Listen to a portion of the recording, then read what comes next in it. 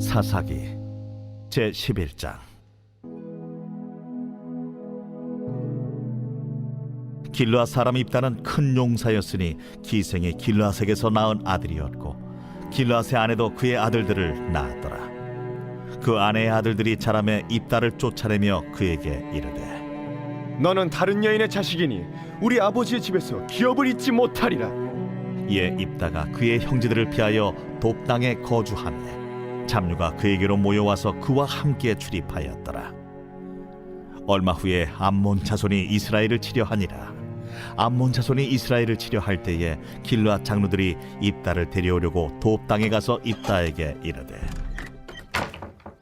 우리가 암몬 자손과 싸우려 하니 당신은 와서 우리의 장관이 되라. 너희가 전에 나를 미워하여 내 아버지 집에서 쫓아내지 아니하였느냐?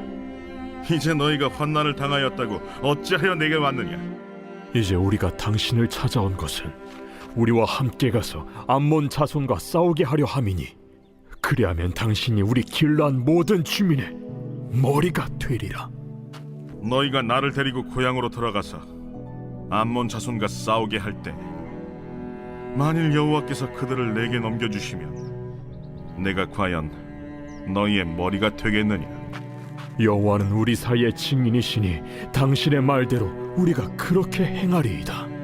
이에 입다가 길르앗 장로들과 함께 가니 백성이 그를 자기들의 머리와 장관을 삼은지라.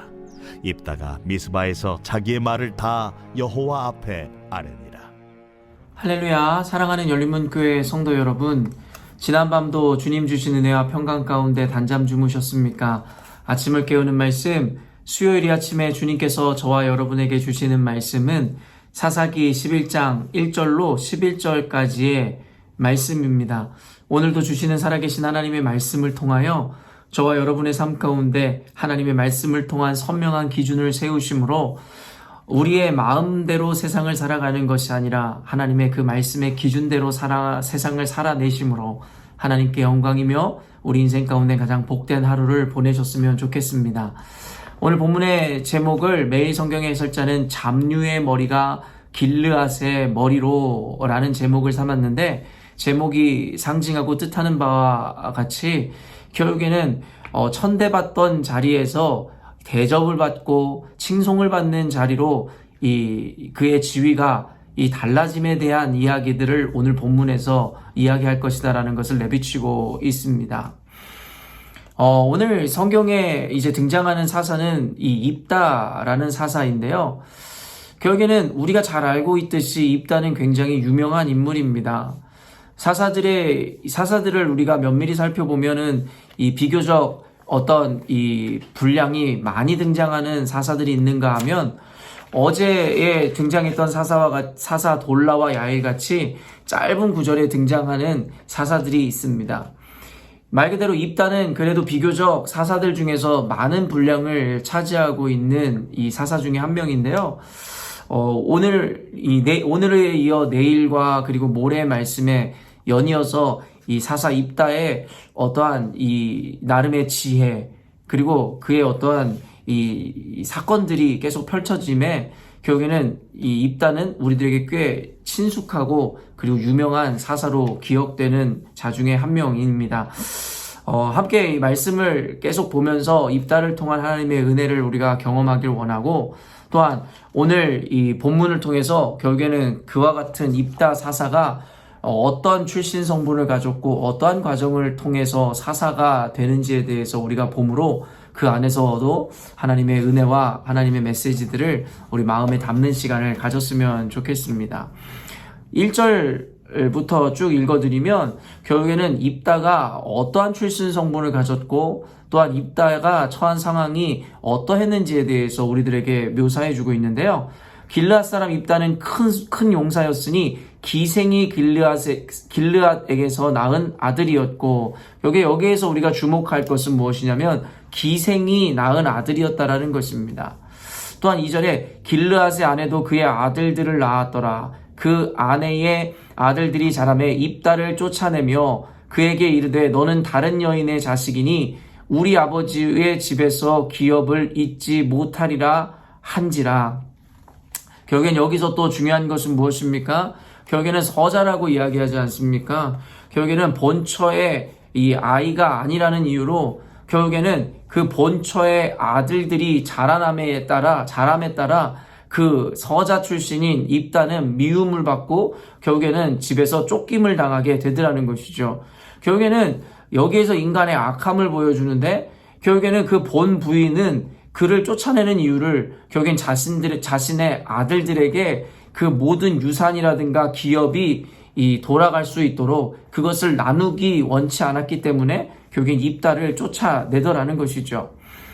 그러면서 3절에 이에 입다가 그의 형제들을 피하여 돕당에 거주함에 잡류가 그에게로 모여와서 그와 함께 출입하였더라. 결국에는 그 형제들의 미움, 그 미움을 도망하여 결국에는 이 다른 곳으로 이 돕당으로 이동하게 되고 거기서 잡류가 그에게 모였다고 하는 것은 결국엔 그가 하나의 어떤 이 깡패, 쉽게 말하면 어떤 깡패나 불량한 자들의 그냥 우두머리 대장이 되었다라는 것을 이야기합니다. 여기까지만 보면 입다는 결국에는 이 천한 어떤 출신 성분을 가진 자였으며 결국에는 이 미움을 받아 집에서까지도 쫓겨남을 받았고 결국에는 불황자들이 모이는 곳에서 결국엔 그곳에서 우두머리가 되었다라는 어떻게 보면 그의 어둡고 암울한 어떤 출신 성분을 그리고 그의 처한 상황을 보여주는 본문으로 오늘 말씀을 시작하더라는 것입니다. 사실 성경에는 이와 같은 패턴을 보이는 어떤 이 이야기들이 많이 펼쳐지고 있는데요. 대표적인 인물이 바로 예수님이시잖아요. 예수님께서는 마태복음에 나온 그의 족보에서조차 결국엔 보여주듯이 이 족보에 등장하는 이 여인들이 모두 정상적인 출신 성분을 가진 여인들이 아니었으며 기생 출신이고 이방 여인이었다라는 것을 통해서 예수님조차도 굉장히 어떤 천하고 어떤 출신 성분 자체가 그때 당시에 천대받는 가운데서 이 나신 분이라는 것에 대해서 성경에서는 강조합니다. 그리고 어떻습니까? 나시면서부터도 이 구유에 누이셨다. 가장 낮고 낮은 곳으로 오셨음에 대해서 말씀하셨고 결국엔 그가 도망하여 그가 자란 것이 바로 갈릴리 지역 나사렛이라는 곳이었다라는 것을 우리는 알고 있습니다. 어떻게 보면은 가장 이 천한 자들이 모여 살던 곳, 질 좋지 않은 자들이 있었던 곳에서 자라나셨던 그 모습에 대한 성경의 묘사는 결국에는 오늘의 이 입다가 처해있던 상황이나 환경처럼 결국에는 이 굉장히 불우했다 내지는 어떻게 보면은 사람들에게 천대받는 자의 위치에 있었다 라는 것들을 우리들에게 보여줍니다. 근데 이와 같이 우리들에게 보여주는 이유, 처음부터 이렇게 그의 출신 성분에 대해서 그가 처한 상황에 대해서 설명하는 성경 본문의 의도는 단순합니다. 결국에는 하나님의 은혜가 임할 때에 그와 같은 이 천대받고 그리고 암울했었던 그의 환경이 반전을 이룰 수 있다라는 것을 우리들에게 분명하고 극적으로 보여주기 위해서 초반에 그의 출신 성분이라든가 처한 암울한 현실들을 우리들에게 여과 없이 보여주는 것이겠죠. 오늘 한 목사님과 만나서 식사를 하면서 이 다양한 이야기를 하는 가운데 이 시대가 가지고 있는 한계와 현실에 대해서 이야기하는 시간을 가졌습니다. 목회자들은 사실은 단순히 성경만을 읽고 성경에만 빠져 있어야 되는 것이 아니라 사실은 이 세상의 흐름을 읽을 수 있으며 결국엔 성경의 렌즈와 관점으로 세상을 해석할 수 있어야 하기에 결국엔 세상에 대해서 이해하고 있는 것도 굉장히 중요합니다. 오늘날의 이 시대와 이 세상을 바라보면 사실은 그 암울함 자체라는 생각이 듭니다. 기준이 없어 무엇이 진리인지도 또 기준인지도 모른 채 불완전한 인간이 스스로를 기준 삼아 살아가고 그와 같은 자들이 만들어낸 시대와 그와 같은 자들이 이끌고 있는 조직과 공동체 안에서 사회 가운데 우리는 살아가야 하는 한계를 가지고 있는 것이겠죠. 그러면서 여러분 오늘날의 시대가 보여주는 암울함의 또 다른 모습이 어떤 것이 있습니까? 금수저 흑수저 이야기들이 우리들에게 시사하는 바와 같이 결국에는 좋은 집안에 태어난 자들은 그 부와 명예를 이어서 그도 성공하기에 이롭지만 결국에는 흑수저 가정에서 자라나서 출신 성분이 별로 좋지 않은 자들은 결국엔 그 부모의 가난이든 불명예를 되물림한다라는 개념들이 그 안에 내재되어 있는 개념일 것입니다. 그런데 참으로 그냥 듣기에도 거북스럽고 뭔가 좋지 않은 것만 같은 어떠한 표현들이지만 결국에는 우리가 인정할 수밖에 없는 것은 이 사회의 구조와 한계가 그와 같은 것을 증명하고 있기 때문인 것이겠죠. 결국에는 개천에서 용난다라는 말 자체가 이제는 너무 불가능해 보이는 일처럼 여겨지는 현실입니다.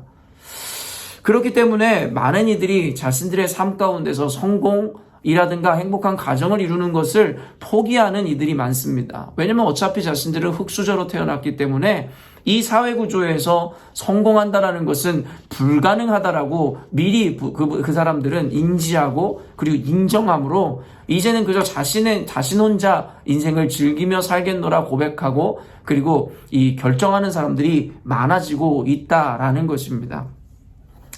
참으로 안타깝지 않을 수가 없습니다. 목회자로서 이런 현실이 거짓이라고 그렇지 않다라고 이야기할 수 있으면 좋으련만 사실은 부정할 수 없는 오늘날의 어떠한 사회의 구조 그리고 시대의 한계는 아닐까라는 생각이 들어 씁쓸함을 감출 수 없는 것이죠. 그러나 단순히 시대와 사회와 환경적으로 보면 그 말을 세상 사람들이 이야기하는 그와 같은 논리와 원리를 부정할 수 없을지는 모르겠으나 성경의 개념으로 하나님의 은혜의 관점으로 또한 성경적 세계관 안에서 우리의 삶에 그리고 환경에 대한 것을 평가하면 전혀 다른 반전이 일어날 수 있음을 우리는 알 수 있습니다. 바로 아까도 이야기한 바와 같이 입다뿐만 아니라 기드온도 그러하였고 결국에는 대표적인 인물인 예수님도 그러하였듯이 결국엔 그의 출신 성분이라든가 그가 처한 환경은 어쩌면 흙수저 그 자체였는지도 모르겠으나 결국에는 그들이 하나님 손에 다루어지기 시작했을 때에 어떠한 반전을 일으키고 그 후에 어떠한 삶이 펼쳐지는지에 대해서 우리는 너무나도 잘 알고 있다라는 것입니다. 단순히 사회와 환경 그리고 시대의 구조 안에 갇혀 있으면 그 저주와 같은 굴레에서 어쩌면 벗어날 수 없는 것이 우리 인간의 삶인지도 그리고 그의 가치인지는 모르겠지만 바로 하나님 손에 붙들려진 자들의 삶에는 이와 같은 극적인 반전이 일어날 수 있음에 대해서 성경은 분명히 이야기하고 있더라는 것입니다. 기생의 이 아들이었고 결국에는 집안에서도 쫓겨났고 천대받았으며 결국에는 불량한 자들의 결국엔 우두머리가 되어지는 삶의 환경에 처해 있었으나 이후에 여러분 펼쳐지는 이야기들이 무엇입니까? 암몬 자손이 이스라엘을 치려고 위협하는 가운데 바로 이스라엘의 장로들이 입다에게 찾아가서 자신들의 우두머리가 되어달라고 부탁하는 장면이 성경에 나오더라는 것이죠. 말 그대로 반전 드라마가 펼쳐지는 것입니다. 언제는 자신들이 싫어서 그를 쫓아내고 그를 천대하다가 이제는 자신들이 필요하게 되자 그에게 가서 어떻게 보면 애걸복걸하며 그를 자신들의 우두머리로 삼으려고 하더라는 것이죠. 이 4절 보면 입다에게 이르되 우리가 암몬 자손과 싸우려 하니 당신은 와서 우리의 장관이 되라 하니 결국에는 아까도 이야기한 바와 같이 암몬 자손들에 의해서 위협을 당하게 되자 그를 내치고 그를 버렸던 이스라엘 그리고 그곳의 장로들이 그에게 찾아가서 자신들의 군대 장관이 되어줄 것에 대해서 이야기하더라는 것입니다. 근데 여기서도 인간의 악함, 본성을 드러내는 것은 무엇이냐면 사실 어제 본문 말씀에 이 사사기 10장 18절 보면 길르앗 백성과 방백들이 서로 이르되 누가 먼저 나가서 암몬 자손과 싸움을 시작하랴 그가 길르앗 모든 주민의 머리가 되리라 하니라. 분명히 자신들의 머리가 될 것이라고 이야기했으면서 오늘 본문에 보니까 입다에게 찾아가 그저 우리의 군대 장관이 되어달라 이야기하더라는 것이에요. 사실은 머리가 되는 것과 군대 장관이 되는 것은 사실은 조금의 차이가 있는 것을 우리는 알아야 하는 것이죠. 우두머리가 된다라는 표현으로 쓰인 원어에는 왕 혹은 지도자라는 의미를 갖고 있고 그리고 오늘 장관이라는 이 의미의 단어의 원어를 보면 단순히 군대 장관이라는 것을 알 수 있다라는 것이죠. 어쩌면 의도가 정확하게 나와 있진 않지만 결국에는 그를 찾아가서 애걸복걸하는 이 장로들의 의도가 무엇이냐면 그를 전쟁터에서 군대 장관으로 삼았다가 결국에는 이 군대에서 전쟁에서 승리하고 나면 그를 내치거나 다시 그를 이 어딘가로 몰아버릴 생각을 하고 있었는지도 모르더라는 것이죠. 그들의 의도를 알았는지 모르겠으나 입다가 이렇게 이야기합니다. 입다가 길르앗 장로들에게 이르되 너희가 전에 나를 미워하여 내 아버지 집에서 쫓아내지 아니하였느냐? 이제 너희가 환난을 당하였다고 어찌하여 내게 왔느냐? 하니라. 자신에게 장관이 되어달라고 애걸복걸하는 그들에게 언제는 너희들이 나를 쫓아내고 미워했으면서 이제는 와서 도와달라고 하느냐라고 하면서 그들에게 어떻게 보면 한번 밀당을 하기 시작하더라는 것이죠. 그러자 8절에 그러므로 라고 이야기합니다. 말 그대로 이 입다가 그들의 청을 거절하는 듯하게 이야기하자. 이 길르앗 장로들이 이렇게 이야기하죠. 길르앗 장로들이 입다에게 이르되 이제 우리가 당신을 찾아온 것은 우리와 함께 가서 암몬 자손과 싸우게 하려 함이니 그리하면 당신이 우리 길르앗 모든 주민의 머리가 되리라 하매 이제야 마침내 당신이 우리와 함께 싸우면 우리의 머리가 될 것이고 우리의 지도자가 될 것이고 왕이라는 의미로 사용되었던 자신들의 우두머리가 될 것이다라고 이야기하더라는 것입니다.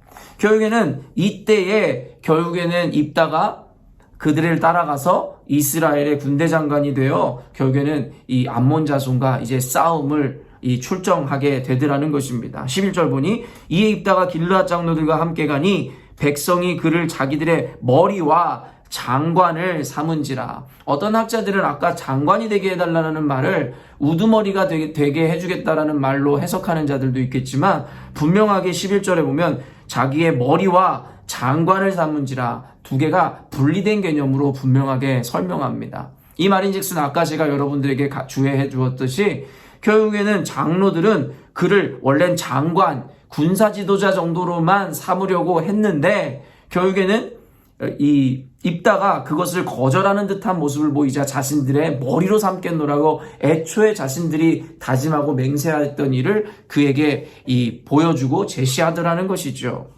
결국엔 인간이란 존재가 여러분 이렇게 악하고 자신들의 필요에 따라 사람을 이용하려 하는 존재인지 모르겠습니다. 오늘날의 교회 공동체도 사람의 출신 성분이나 어떤 외모만을 보고서는 그의 가치를 평가하는 자들인지는 아닌지를 반성해 보아야 할 것입니다. 아까 이야기했지만 출신 성분이 세상이 보기에 아무리 천하고 별것 아닌 존재들이라 할지라도 하나님 보시기에는 그를 큰 용사, 기드온에게 그러하였듯이 오늘 또 입다에게 이야기하듯이 그를 큰 용사라고 하나님께서 그를 여겨주시고 그리고 세워주셨는지도 모릅니다. 그러나 우리 인간은 눈에 보이는 것, 그의 상황이나 현재의 모습만으로 그의 가치를 평가함으로 말미암아 결국엔 그를 내치거나 공동체에서 천시하거나 천대하는 모습들을 혹시 보여주고 있지 않은지는 모르겠습니다. 그러나 오늘 성경에서 우리들에게 보여주듯이 결국엔 그의 외모를 보고 평가함으로 우리가 그를 천대하고 천시할 때에 언젠가는 반전이 일어나서 길르앗 장로들이 오늘 이 이스라엘의 장로들이 그러하였듯이 어쩌면 내가 천대하고 천시한 자들에게 고개를 조아리고 그애들의 도움을 요청해야 되는 날이 혹 일어날지도 모를 것입니다.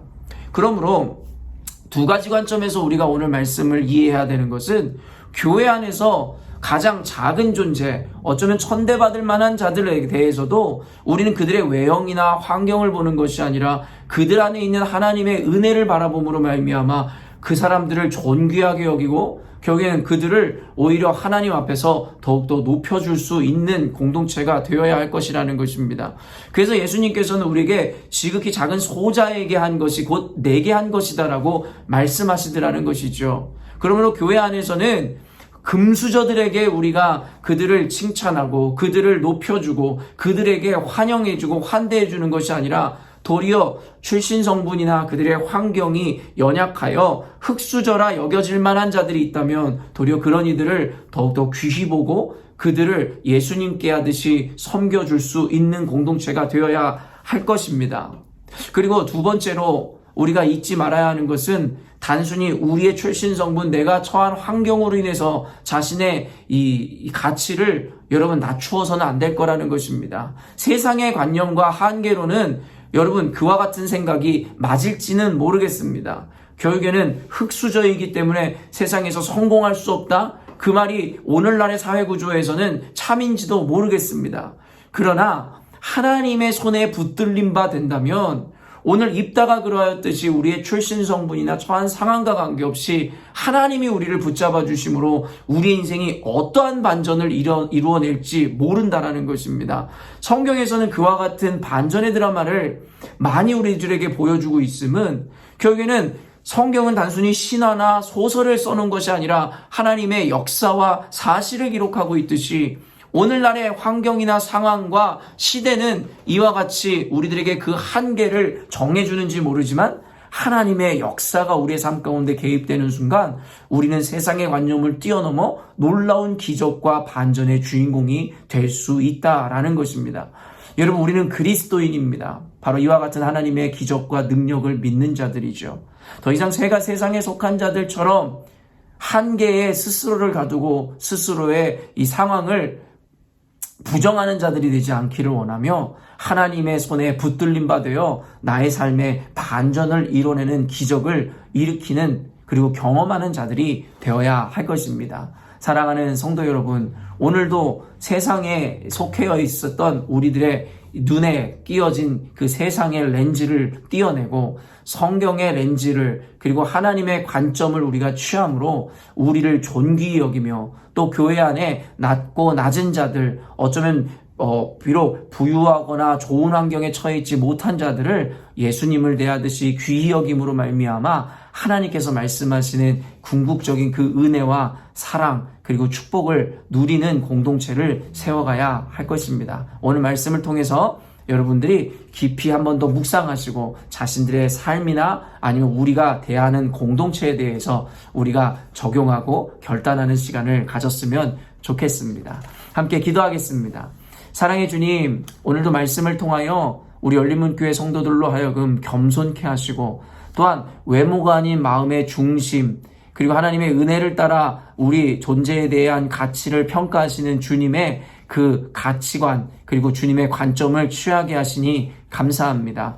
우리로 하여금 이제는 교회 안에서 지극히 낮은 자들을 섬기는 교회, 그들을 더욱 귀히 여기는 교회 되게 하여 주시고 혹 내 인생이 혹시 낮고 낮은 곳에 처한 환경 가운데 있는 이라 할지라도 하나님 세상의 눈으로 우리 인생을 비관하는 것이 아니라 하나님의 손에 붙들림 바 되었을 때 우리 인생 가운데 놀라운 반전과 기적이 일어날 수 있음을 기억함으로 말미암아 오늘도 하나님의 비전을 따라 하나님의 말씀 앞에 순종하며 희망찬 하루를 살아가는 우리가 되게 하여 주시옵소서. 하나님, 믿음이 세상을 이긴다 이야기했습니다. 그리고 그 믿음은 허구나 이상을 쫓는 것이 아니라 살아있는 하나님의 말씀과 하나님의 능력을 붙잡고 나아가는 것이기에 우리 삶 가운데 반드시 이루어질 것이라는 믿음과 확신 가운데 하나님, 오늘도 우리가 긍정적인 삶, 하나님 앞에 믿음으로 고백하는 삶을 살아내게 하여 주옵소서. 그때 우리 인생뿐만 아니라 우리 열린문교회 공동체가 더욱더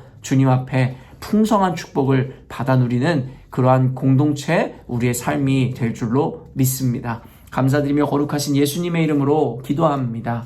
아멘. 사랑하는 열린문교회 성도 여러분, 오늘도 주님께서 주시는 귀한 하루를 우리가 맞이하게 되었습니다. 오늘도 주님이 뜻하신 바대로 여러분의 삶 가운데 최고의 가치를 나타내심으로 하나님께는 영광이요 여러분의 인생 가운데는 복된 삶을 살아내셨으면 좋겠습니다. 아침을 깨우는 말씀은 내일 아침에 또 만나 뵙도록 하겠습니다.